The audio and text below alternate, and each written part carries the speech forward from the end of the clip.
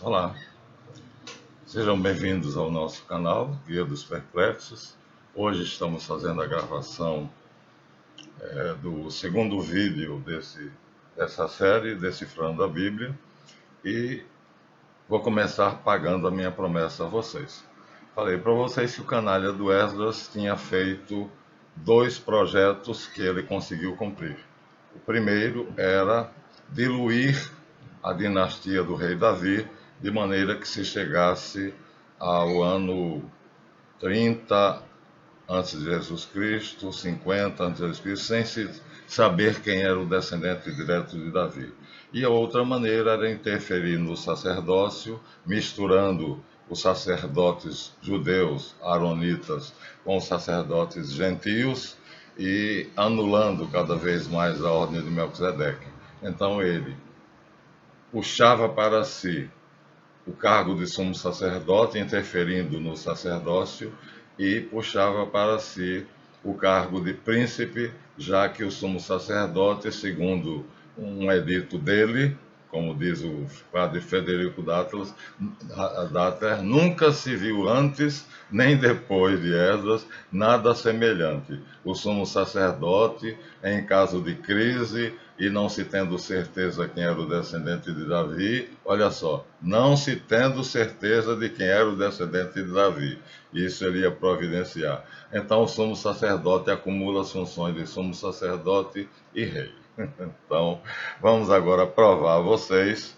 Então, nós temos aqui, na sinopse evangélica do padre Frederico Dattler, as 2 genealogias de Jesus. Vocês sabem que são 2 porque Mateus faz a genealogia de José e Lucas faz a genealogia de Maria.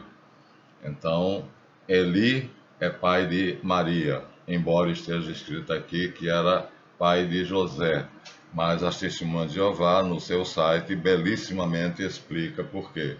Porque pela lei do levirato, a mulher não valia nada, então coloca-se como filho de Eli, ou Joaquim, que era o pai de Maria, José.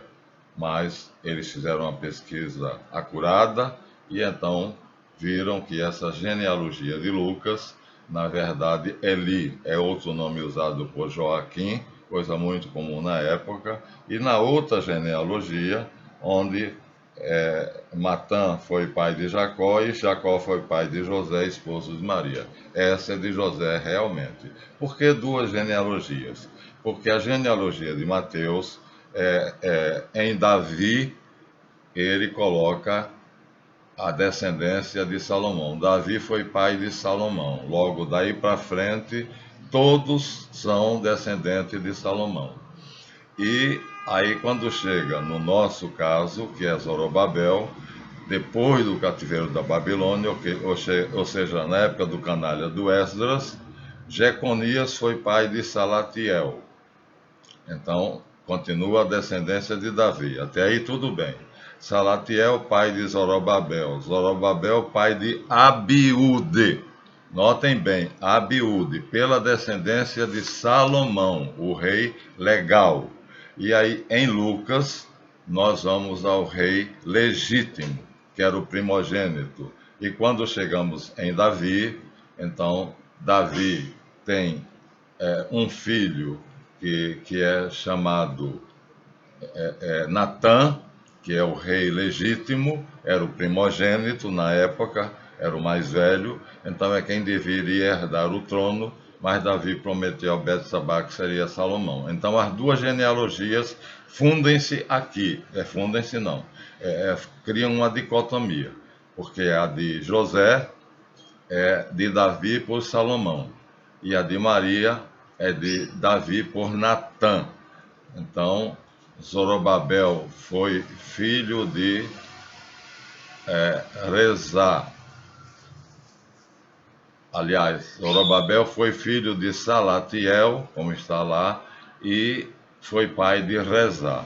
Então, nós temos na genealogia de Lucas, Rezá como sendo descendente, segundo a genealogia legítima de Davi, de Zorobabel. Zorobabel, pela linha de Natã, que era o rei legítimo. Então tem Zorobabel, que vem pela genealogia de Natã, filho de Davi, e o filho de Zorobabel aqui é Rezá, seria o herdeiro legítimo do trono depois do cativeiro da Babilônia. Já na genealogia de Mateus, então vindo por Salomão, então Jeconias foi pai de Salatiel, isso encontramos lá no canalha do Esdras, Salatiel de Zorobabel, aí aqui é que ele enrola. Mas o discípulo aqui, o escritor evangélico, diz: Zorobabel foi pai de Abiúde. Então, por um lado, nós temos rezar, parecido com rezar. Vamos rezar, vamos rezar. Então, pela genealogia que leva para Maria, de Natã, legítimo rei descendente de Davi, nós temos rezar. E pela dinastia de Davi com Salomão, nós temos a descendência de Zorobabel como Abiúde. Agora vamos ver o que é que o canalha do Esdras fez. Isso é que os apóstolos fizeram. Eles resgataram a canalice do Esdras, que eu já disse que será que não tem um homem de coragem para tirar o livro de Esdras da Bíblia? Porque toda a intenção dele era essa. Depois do cativeiro da Babilônia, era dissolver a ordem sacerdotal e dissolver a genealogia de Davi. No caso da ordem sacerdotal, principalmente os filhos de Sadoc. No caso de Davi, era fácil, porque Davi tinha 8 filhos. Então vamos ver o que é que ele faz. Esdras também escreveu o livro das crônicas. Mentiroso! Então nem o livro das crônicas merece crédito, nem o livro de Esdras, nem o de Neemias. Mas vamos ver como ele diz aqui. Capítulo 3 do livro das crônicas, segundo a Bíblia das Paulinas católica, diz: descendente de Davi. Salomão foi pai de Roboão, pai de Abias, pai de Asa, e vamos chegar até Zorobabel, tá certo? Filhos de Fadaía, Zorobabel e Semei. Então nem aparece rezar, nem aparece, deixa eu ver aqui, deixa eu deixar aberto, que é pra gente, vamos ver aqui. Nem aparece rezar, nem Abiúde. Vamos ver então, olha, devia aparecer. Então, Zorobabel aqui no livro das crônicas é pai de... Zorobabel é pai de Semei. Semei. Então, Semei deveria ser, segundo a genealogia de Esdras, deveria ser o descendente de Zorobabel e Salatiel. Mas acontece que os apóstolos não colocam, olha, aqui na genealogia de São José, Zorobabel é pai de Abiúde, e na genealogia de Maria, ele é pai de Rezá. Então, os filhos de Zorobabel aqui, que o canalha dá, então, não tem nada a ver com a realidade, porque Zorobabel é pai de Semei e Mesulã, Ananias, Solomito e sua irmã e Razubá, Ol, Baraquias, Azadias, José Berrecede, ao todo 5. Nenhum dos 5 é Rezá, nem Abiúde. Então Zorobabel dá 5... Esdras dá 5 filhos de Zorobabel, e nenhum dos 5 é nem Abiúde e nem Rezá. Ou seja, aqui ele já diluiu a dinastia do rei Davi, jogando nomes nos livros genealógicos das crônicas que não existem. Essas pessoas não existiram. Então aqui já está diluída a descendência do rei Davi. Portanto, na falta de um candidato que tenha provas da descendência de Davi, o sumo sacerdote, que são os escribas, que são descendentes de Esdras, passa a ser também príncipe. ele aqui fez a coisa direitinho. Deu 5 filhos a Zorobabel, e nenhum dos 5 existiu. Na verdade, pela genealogia dos apóstolos, então seria, pela linha de Salomão, seria Zorobabel, Abiúde, não está aqui na lista dele. E pela linha de Natã, que é o rei legítimo, primogênito, nós temos, filho de Zorobabel, Rezá. Aqui ele já destruiu a dinastia de Davi, mas os escritores do Novo Testamento reconstituíram as duas dinastias com os dados que havia entre os velhos rabinos que mantinham as escrituras e as genealogias verdadeiras.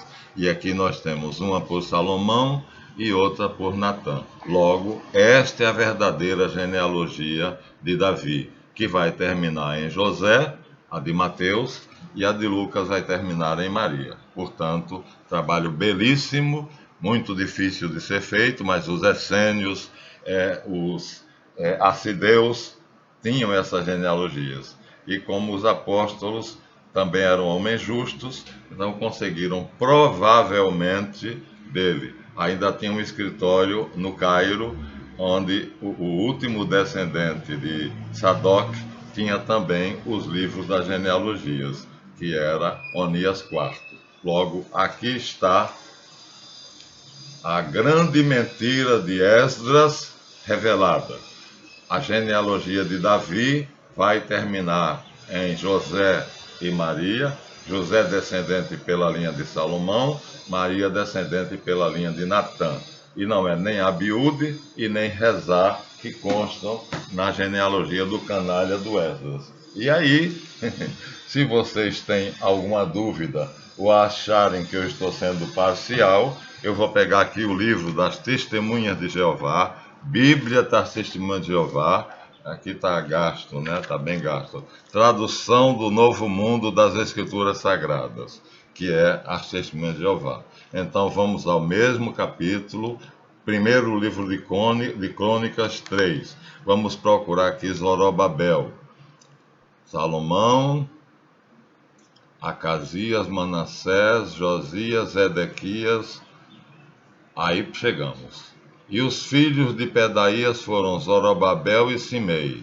E os filhos de Zorobabel foram Mesulã e Ananias e Selomite, que era mulher, e Razubá, Oel e Berequias, e Azadias, Josube, Rezede, 5 ao todos.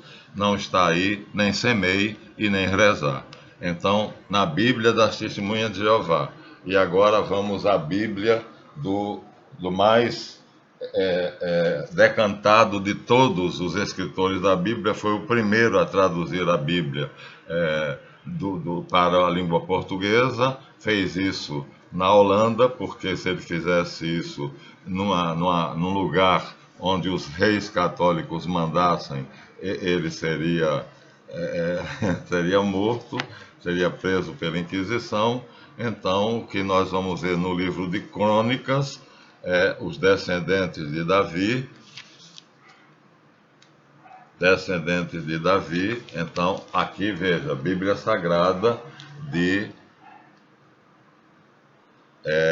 Almeida, o famoso Almeida.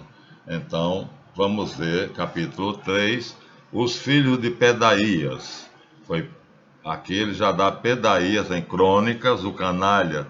Nós já sabemos que o pai de Zorobabel foi Salatiel. E ele, quando conta no próprio livro dele a reconstrução do templo de Jerusalém, ele diz que saíram de Babilônia Salatiel e seu filho Zorobabel para reconstruir em Jerusalém. Os muros de Jerusalém foram reedificados por ordem e dinheiro de Ciro Persa, e ele diz claramente, Salatiel e seu filho Zorobabel. Aqui o canalha do Esdras diz que o pai de Zorobabel era Pedaías, como também lá nas Testemunhas de Jeová. e Simei, 2 filhos. E os filhos de Zorobabel, Mesulã, Ananias, Selomite, que era mulher, Razubá, Oel, Baraquias, Azadias, Josebe e Rezede, 5 ao todo. A mesma lista do livro das Testemunhas de Jeová, a mesma lista da Bíblia das Paulinas, uma vergonha. Eu, como cristão católico, sinto vergonha, porque não arrancam esse livro daqui, ou porque não corrigem, porque não dizem que isso aqui é uma grande mentira. O livro das Crônicas não merece crédito, porque foi escrito por um mentiroso. E aí, continuando com o projeto dele, que era não somente diluir, dissolver e ocultar a genealogia do rei Davi, mas também ocultar a genealogia do sumo sacerdócio, porque só assim os canalhas dos escribas, que era a classe que ele fundou, poderiam chegar a ser sumos sacerdotes, como Anás e Caifás. Aqui na palavra sumo sacerdote, ele vai fazer uma bagunça dos diabos. Isso vocês já viram, e eu vou ser rápido. Ele só interessa depois do cativeiro da Babilônia, né? Porque antes ele não existia, quem fez a bagunça foi ele. Durante o exílio da Babilônia, sem função alguma, Josedeque, pai de Josuá. Aqui está correto. Depois do exílio, já no templo reconstruído, Josuá. Aí Josedeque já morreu. Depois nós temos Joaquim. Depois Eliasibe, Jaduá e vai até Sadoc, que ocupa o cargo de 198 a 170 quando é assassinado. Aí entram aqueles que os escribas querem, Jazão, Alcimo e Menelau, como está no livro dos Macabeus. Então já aqui já atravessaram o samba na avenida, porque os Macabeus eram levitas, não eram sacerdotes, portanto eles jamais poderiam constar entre os sumos sacerdotes. E aqui é a lista dos sumos sacerdotes judeus. Mas ele dá Jazão, Alcimo e Menelau. De 159 até 152, ninguém era sumo sacerdote. Os asmoneus, os macabeus, Jonatas continuaram, Simão, João Hircano. Pronto. Aí já a bagunça está completa, porque a dinastia dos macabeus assume, sendo levitas e não sacerdotes, e o último sacerdote macabeu, chamado Aristóbulo, foi assassinado por ordem de Herodes. E o último sacerdote legítimo, chamado Onias III, foi assassinado por ordem dos escribas, né? Então, assim a coisa era feita de tal maneira que, depois da morte de Aristóbulo, a dignidade de sumo sacerdote tornou-se joguete político dos novos senhores da Palestina, os fariseus e os escribas, porque todo mundo obedecia a eles. Por trás das cortinas eles manobravam tudo, por isso vocês vão ver que a discussão de Jesus é com os fariseus e com os escribas. Os vagabundos lá de Anás e Caifás poucas vezes aparecem. Anás e Caifás são sumos sacerdotes 2 na época de Jesus, mas nós católicos também já tivemos 2 papas. Então, aqui, a obra dele em relação ao sumo sacerdócio está feita. Então, quando Jesus nasce, os sumos sacerdotes são 2, Anás e o seu sogro e seu genro Caifás, que são 2 canalhas manobrados pelos escribas, que eram chamados de, olha só, doutores da lei. E aí, indo mais longe, os escribas pegam uma coleção de livros que estava guardada em uma sala fechada, chamada Apócrifos, Los Evangelhos Apócrifos. Aqui nós temos em espanhol, de Antônio Sotero, mas eu doei minha biblioteca e lá tinha Apócrifos do Antigo Testamento, o livro das batalhas de Javé, o livro da genealogia de Adão, e vai por aí. Mas é aqui nesses apócrifos que está o Evangelho de Maria Madalena, onde ela diz que ela era esposa, amante ou namorada de Jesus e teve um filho com ele, e esse filho, para não correr risco, depois de matarem Jesus, ela fugiu com esse filho num dos barcos de José de Arimateia, que era comerciante e navegava para a Espanha, para a Inglaterra e para a França. E aí está aqui, ele tirou isso daqui, e aí hoje Dan Brown tornou comum no filme dele, né? O Código da Vinci, e no livro dele, o Código da Vinci, ficou rico e famoso, tirou daqui. E os escribas tiraram daqui várias coisas, né? O famoso Evangelho de Tomé, que não tem nada de verdadeiro, está aqui, o Evangelho de Maria Madalena, onde ela diz que Jesus beijou ela na boca. Está aqui escrito, Jesus beijou ela na boca. E Pedro ficou indignado com essa ação do mestre. Mas também nós temos os evangelhos de Tomé, que é considerado uma preciosidade pelos canalhas que seguem Esdras, principalmente os ateus e aqueles que querem fazer a obra de destruição do cristianismo. Proto-evangelho de São Tiago, não existe isso. Só há 4 evangelhos: Mateus, Marcos, Lucas e João. Aqui há 110.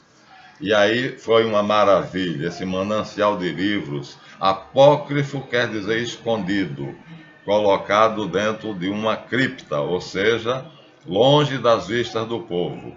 Os escribas pegaram daqui o que quiseram, popularizaram, criando assim uma dificuldade para que Jesus fosse reconhecido como Messias. Aqui tem uma brincadeirazinha em que diz que Jesus, Evangelhos da Infância, é um capítulo à parte, onde diz que Jesus se divertia com os amiguinhos dele indo para a praia e os meninos fazendo aquela bolo de areia da praia molhado, como se faz de neve, jogando uns nos outros. A areia molhada não doía e eles ficavam jogando como se joga bola de neve nos países frios. Eles faziam bolas de areia da praia e jogavam nos outros, nas margens do mar de Genezaré, mar da Galileia. E Jesus era o centro das atenções, porque com cerca de 8 ou 9 aninhos ele também entrava na brincadeira, fazia o bolinho de areia da praia, e quando ele jogava num colega, o bolinho de areia se transformava num pássaro e saía voando. E aí a garotada ria e abraçava ele, nada disso existiu. Jesus não fazia milagres com 4 ou 5 anos para brincar e divertir-se com os colegas. Mas isto foi utilizado por Esdras, não pessoalmente. Quando eu digo Esdras aqui, eu falo de toda a família do safado, portanto, os escribas e os fariseus. Então, eles fizeram tudo possível, e aqui é nesse ninho de ratos que Jesus nasceu, colando esse ao antigo. Aí agora, nós vamos seguir a nossa linha do explicando a Bíblia, explicando a Bíblia, sim. A explicação da Bíblia e o que vem depois disso, a infância de Jesus Cristo, onde está ali nos apócrifos, ele fazendo bolinho de areia, jogando nos coleguinhas, e o bolinho de areia no meio do caminho, em vez de pegar no coleguinha, vira um passarinho. Aqui nós temos a Anunciação, e da Anunciação nós temos um problema sério, porque alguns creem, outros não creem, é um milagre, né? Maria concebeu do Espírito Santo, então ela foi esposa do Espírito Santo. Mãe de Deus Filho, filha de Deus Pai e esposa de Deus Espírito Santo. Crê quem quiser, quem não quiser não crê. Para Deus, de Jesus, nada é impossível. Aquele que criou o universo não poderia criar um espermatozoide divino no óvulo de Maria? Bastava isso e ela concebeu pelo Espírito Santo. Depois, é uma questão de fé.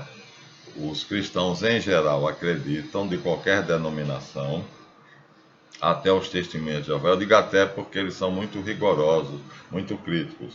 Depois, há aflição de São José, porque percebeu que Maria estava grávida e ele decide abandoná-la, porque ela era uma jovem de 15 a 16 anos, ele era um velho de 55, e aí, quando ele adormece no meio da jornada, aparece-lhe um anjo que diz: José, não tema receber em sua casa Maria, tua esposa, pois foi pelo poder do Espírito Santo que ela concedeu.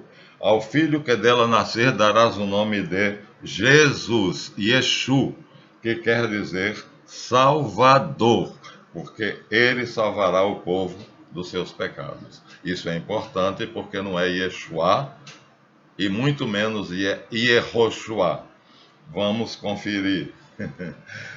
No Natal, José subiu de Nazaré e aí, chegando em Belém, que era a cidade de Davi, para se recensear, nós tínhamos o documento a certidão de nascimento de Jesus, porque aqui o recenseador, que obedecia ao governador Quirino, segundo São Lucas, pegava o nome do pai, da mãe, e se ela tivesse grávida, o nome do filho. Então esse documento foi queimado por Nero quando fez o incêndio de Roma, que destruiu 14 dos 21 quarteirões da cidade de Roma, a biblioteca onde estava a certidão de nascimento e a descrição da crucificação, do processo de Pilatos e a crucificação de Jesus. Mas Deus nos deixou o sudário e os evangelhos. Então, os pastores estão no campo e José está na cidade de Belém. Não tem lugar para eles. Mas ele e Maria eram essênios, ou seja, moravam em cavernas no deserto. E ele logo descobre que ali perto tem um deserto e ele vai procurar uma caverna essênia que os pastores usavam, já que os essênios foram expulsos quase todos da Palestina pela canalha do Esdras e dos Herodes.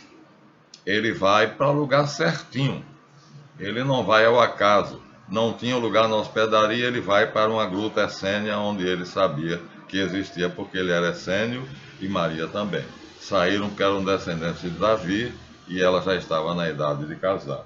E aí, lá dentro tem ovelhas, bois, jumentos e um monte de palha. Ali ele passa a noite com Maria e durante a noite ela tem seu filho primogênito, diz o texto, mas já explicamos isso, para poder justificar que ele falava grego, hebraico, aramaico e latim. Portanto, falava hebraico. Por isso, nas sinagogas davam ele o rolo da lei em hebraico quadrado para ler. Não é por outro motivo, não é porque foi o primeiro de muitos, mas porque gozava do privilégio de ser consagrado a Deus. Porque, senão, como explicar que com 12 anos de idade, José e Maria levaram Jesus para Jerusalém para receber a sua bar mitzvah, e aí não tinha outro filho. Olha só, 12 anos, um casal, sem filho nenhum, só tinha Jesus. Só levaram Jesus. Então foi uma comitiva de várias cidades juntas, por causa do medo dos ladrões, e José e Maria só levaram Jesus. Isso é fácil de ver pelos evangelhos. Então, já pensou? Maria pariu Jesus, segundo dizem os evangélicos, nascida da união dela, do conúbio dela com José. E o parto foi normal, segundo a novela absurda da Rede Record, em que a mulher que faz o papel de Maria urra que nem uma vaca, para poder ter o parto normal de Jesus. Jesus não deflorou Maria. Ele saiu como entrou no cenáculo, pelas paredes, sem usar a porta. Se vocês já me entenderam, então ela, como disse Isaías, a virgem conceberá e dará à luz. Aliás, Isaías diz a jovem. Mas logo os 70 entenderam que essa jovem, para ser um prodígio, não podia ser apenas jovem, tinha que ser virgem. E aí José recebe aqui, de novo, o nome. Isso aqui agora, esse vídeo, é para enfatizar o nome. Então, não vos amedronteis, disse os anjos aos pastores. A notícia que vos trago é uma grande alegria para todo o povo. Nasceu hoje na cidade de Davi, Belém, um Salvador, Yeshu, em aramaico, que é o Cristo Senhor. E Então, vós o encontrareis junto com os pais. E encontraram Maria e José e o menino deitado, mas Maria de pé, envolveu o menino em faixas e o deitou num monte de palhas. Ora, ela não podia ter parido pelas vias naturais, e imediatamente levantado, envolto Jesus em panos para aquecê-lo e ficar de pé adorando ele junto com José. Os pastores chegaram, se ajoelharam e acompanharam ela para adorar Yeshu, Salvador. Quem nos salvou foi Yeshu, não foi Yehoshua, como querem os rabinos que são canalhas como Esdras, que quer dizer Javé salva. Não podia ser Javé. Javé não podia morrer, porque é um anjo poderoso, um anjo imortal. O Messias também não podia ser, porque o Messias era imortal. O Logos, muito menos, porque é Deus.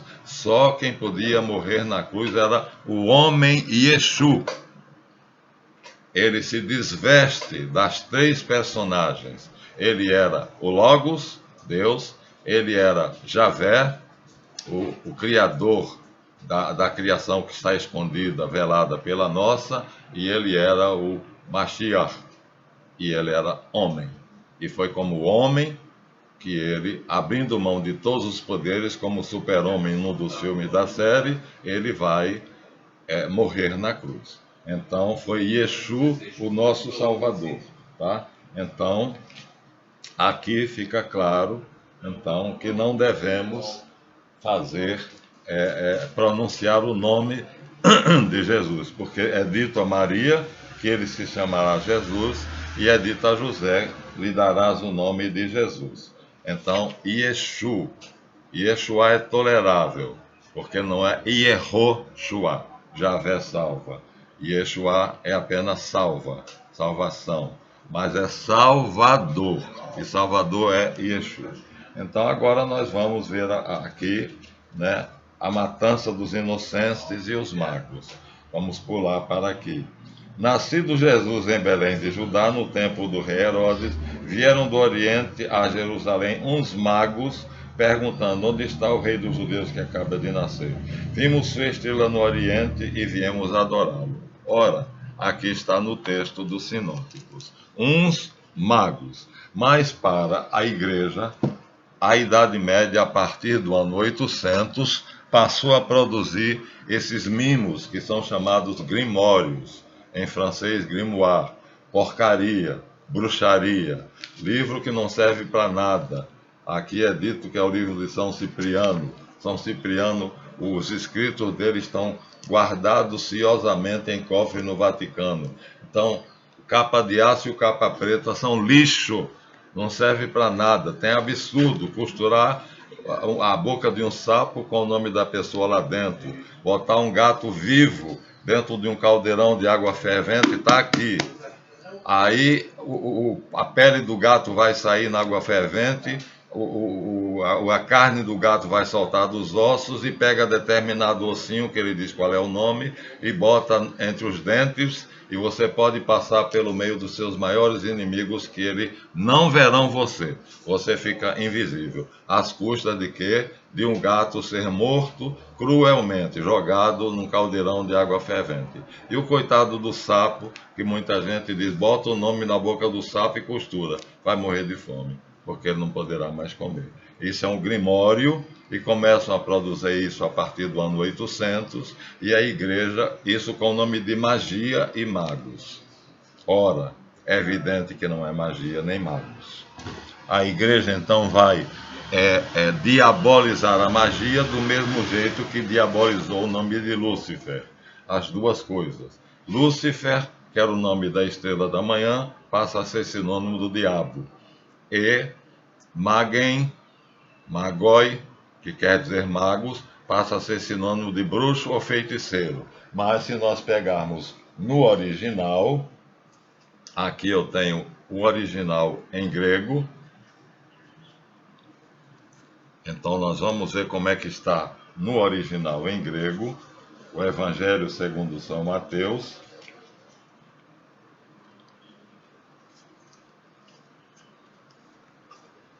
Está ou não está? Está ou não está marcado? Não me diga que eu não marquei. Tendo Jesus nascido, genealogia, eficácia da oração, divórcio, lex talionis, beatitudine, bem-aventuranças, natividade de Jesus, estamos perto. Jesus é adorado pelos magos. Está aqui no original em grego, no lado de cá, e na tradução latina do lado de cá. Em latim está dito assim: cum ergo natus esset Jesus in Bethlehem Yehuda in diebos Herodes reis, quer dizer, tendo nascido Jesus em Belém de Judá no dia de Herodes, ecte magi ab oriente venerunt Hierosilamam.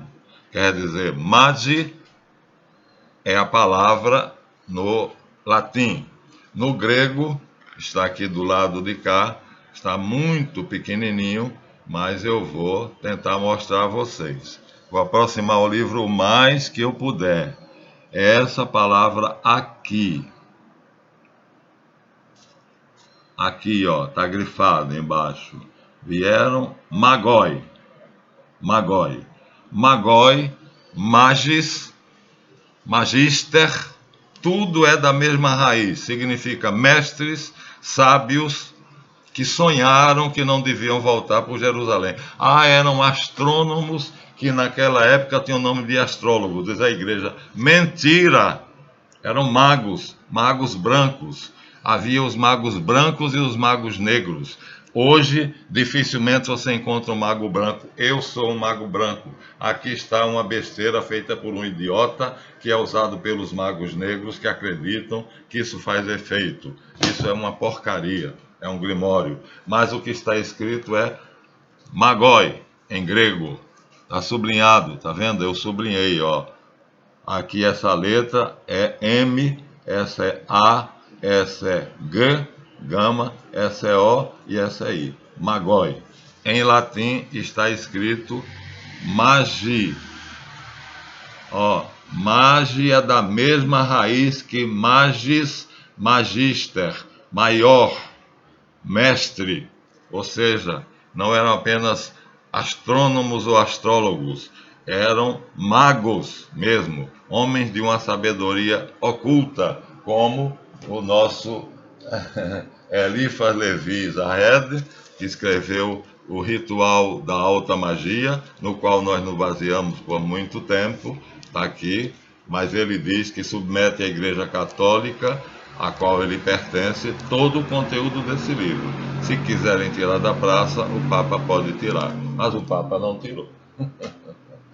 Aqui nós temos outro livro de magia, agora imagina com o nome de Parapsicologia. Na verdade é magia, porque ninguém tinha certeza de que os nossos corpos eram rodeados por uma aura.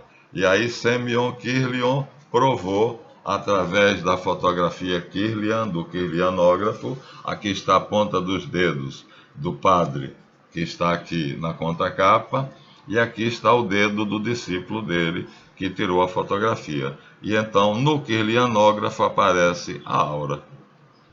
Tá vendo? Isso é magia, porque os antigos pintores pintavam uma rodelinha amarela na cabeça de Jesus e dos santos. Essa rodelinha amarela era a aura.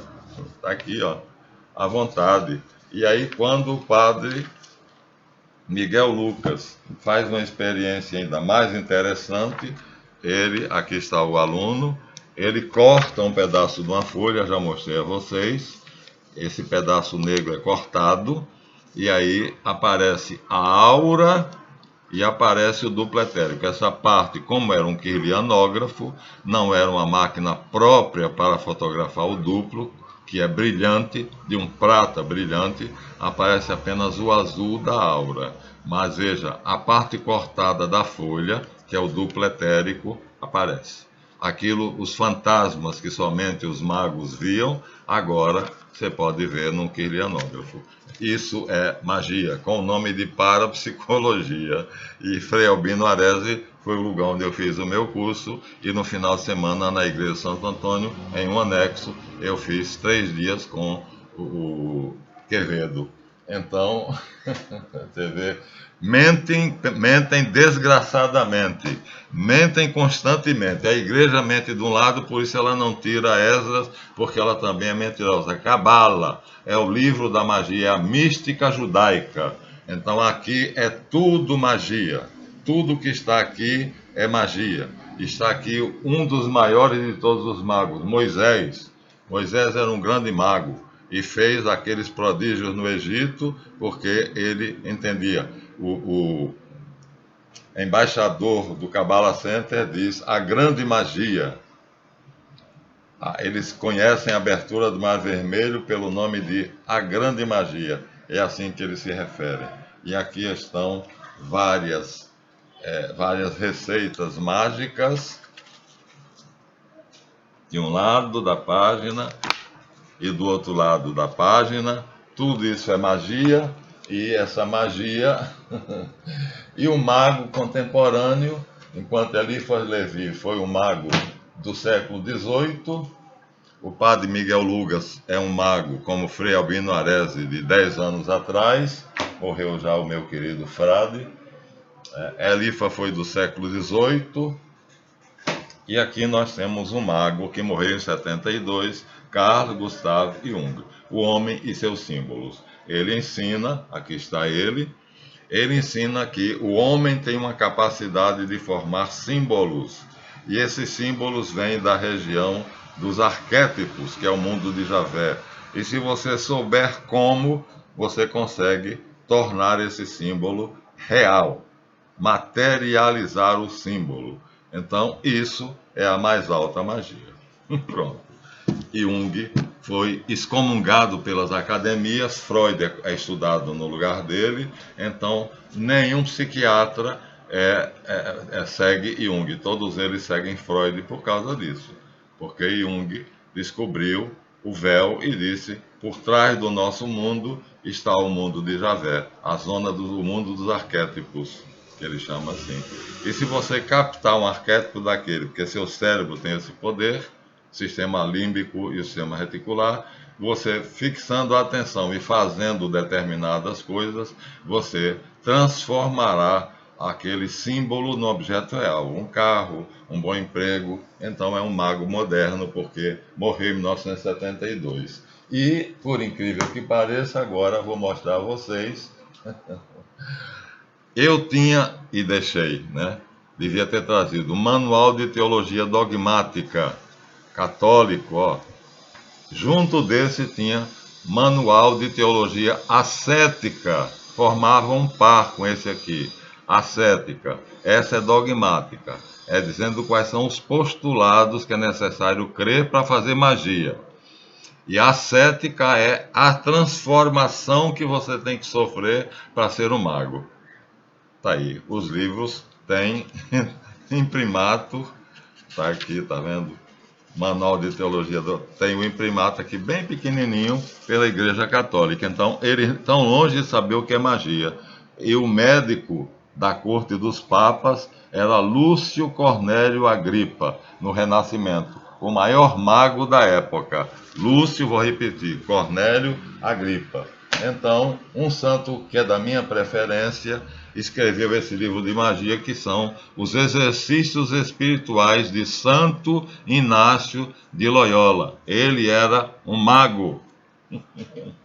Santo Inácio de Loyola era um mago branco, e por isso teve 3 vezes na mão da Inquisição. E eu, então, seguindo o bom exemplo, né, então escrevi Cabala Cristã, que é o equivalente à Cabala Judaica, mas usando aqueles conhecimentos que Jesus Cristo nos deixou, porque ele era um grande cabalista. Aqui você tem Cabala Judaica e aqui você tem Cabala Cristã. Então, eu sou um mago. E aí, não tenho medo da magia, mas há uma diferença muito grande entre ser um mago branco e um mago negro. Não há nada que um mago branco odeie mais do que um mago negro. E não há nada que um mago negro odeie mais do que um mago branco. Eu faço viagens astrais e o mago negro estava destruindo o consultório de uma médica, que é nossa cliente, empurrou ela da escada para baixo, ela quebrou o braço e e estava fazendo e acontecendo, e eu então fiz uma projeção astral e pedi ao meu mestre que me defrontasse com ele. Vi uma nuvem negra, dentro da nuvem, no centro da nuvem, um olho de fogo, relâmpagos, e eu entrei de cabeça na nuvem. Eu estava com meu mestre, meu mentor. Entrei na cabeça, ele fugiu.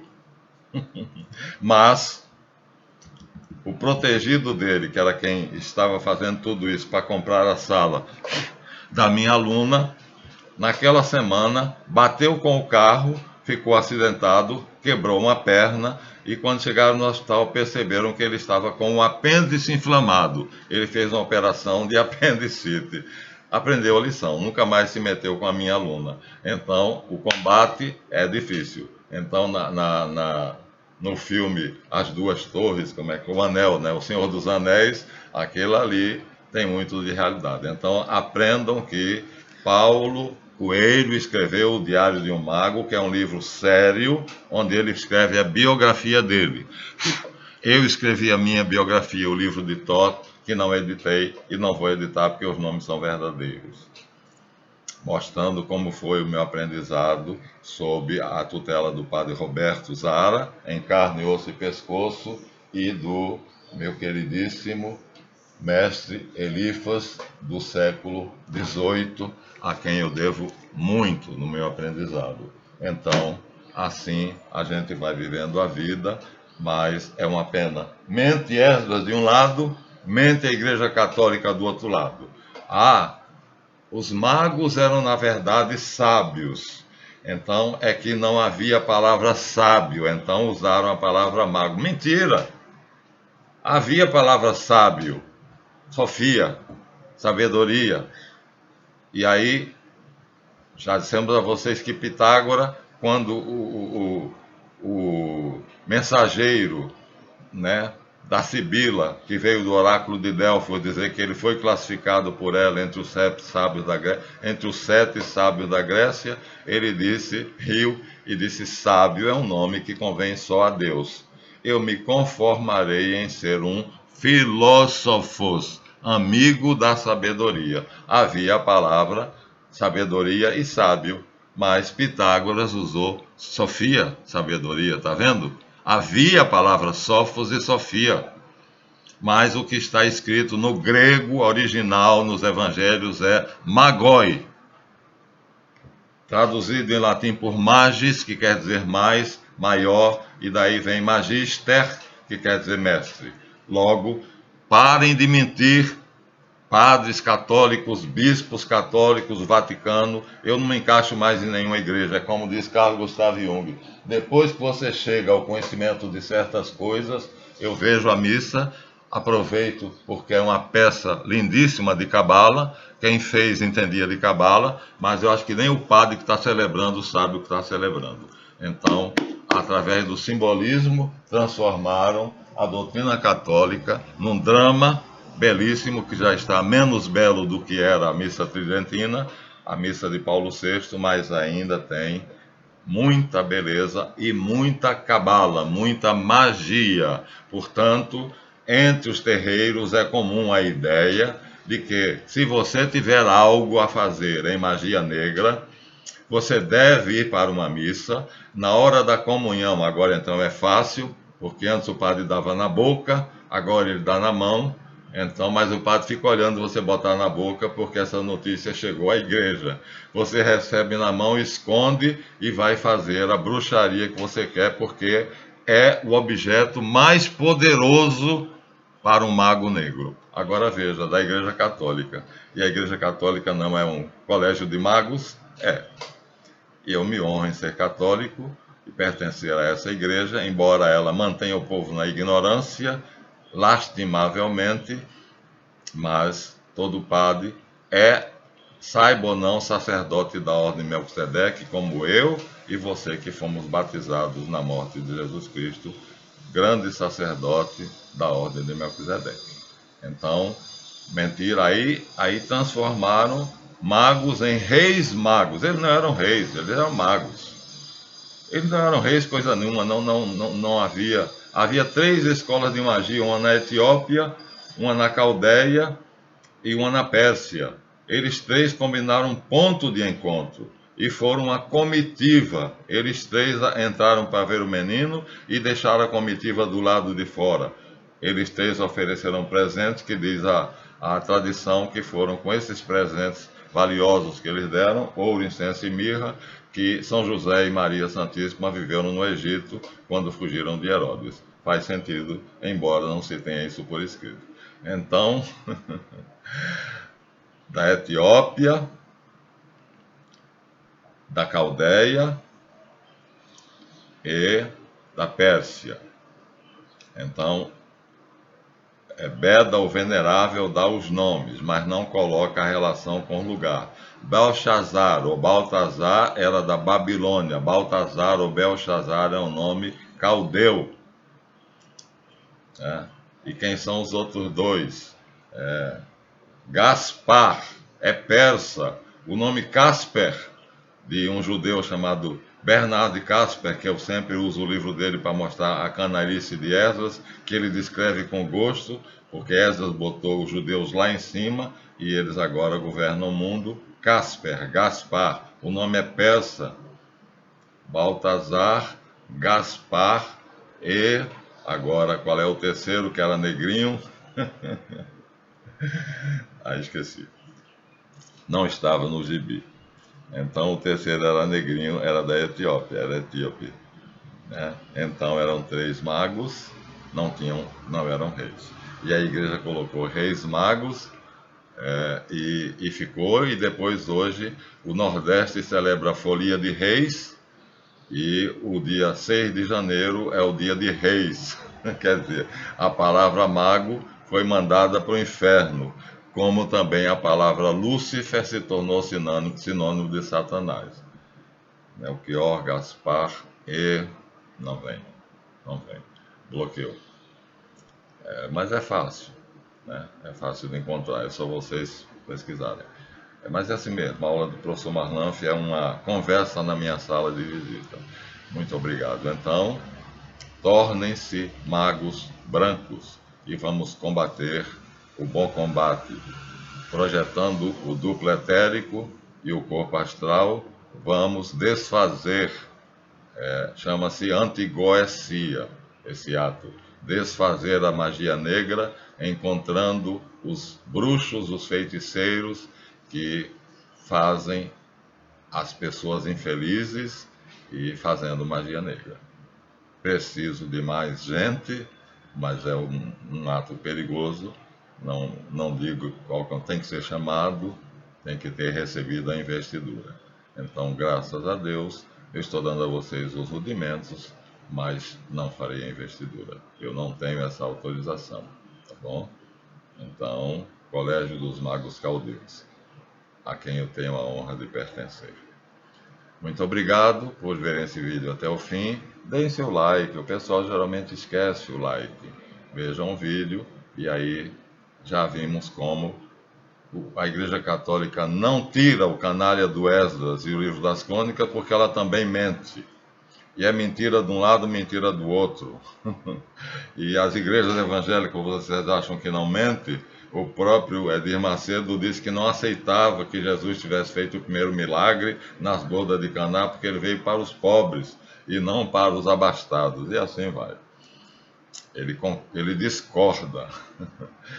Até a próxima, se Deus quiser. Mais uma vez, Decifrando a Bíblia, canal Guia dos Perplexos. Saúde, paz, Deus proteja a todos nós.